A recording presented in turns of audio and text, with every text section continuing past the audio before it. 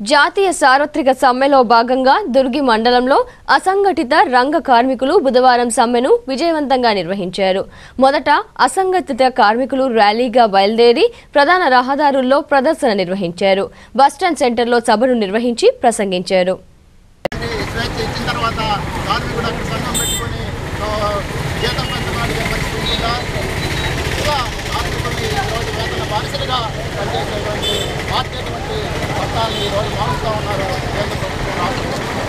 అంతేకాదు ఈరోజు మహిళలు రాత్రిపూట పనిచేయకూడదని చెప్పి ఈరోజు నియమం ఉంది.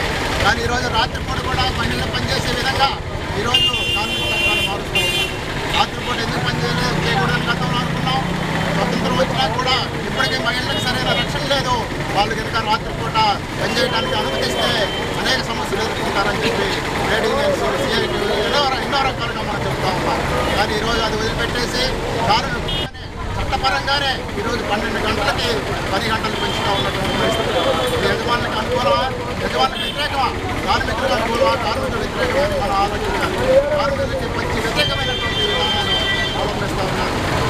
ఈరోజు కనుక గమనిస్తే ఈ విధానాలన్నీ కూడా ఈరోజు మనం అర్థం చేసుకుంటే ఎందుకు చేస్తూ ఉన్నారని పాల్గొనే విధానాలు చేస్తూ ఉన్నారంటే ఈరోజు మోడీ కానీ చంద్రబాబు నాయుడు కానీ ఈరోజు విదేశాలకు వెళ్తూ ఉన్నారు. జపాను, సింగపూర్ అన్ని తిరిగి వస్తూ ఉన్నారు.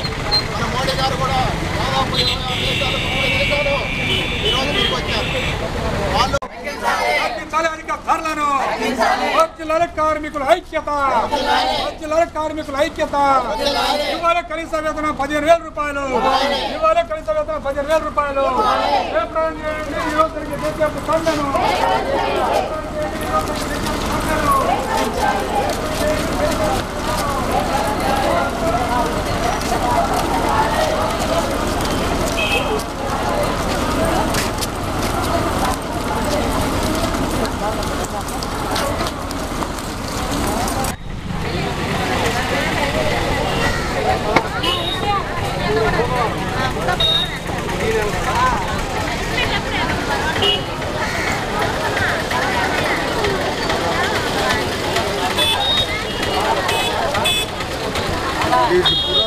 చూడండి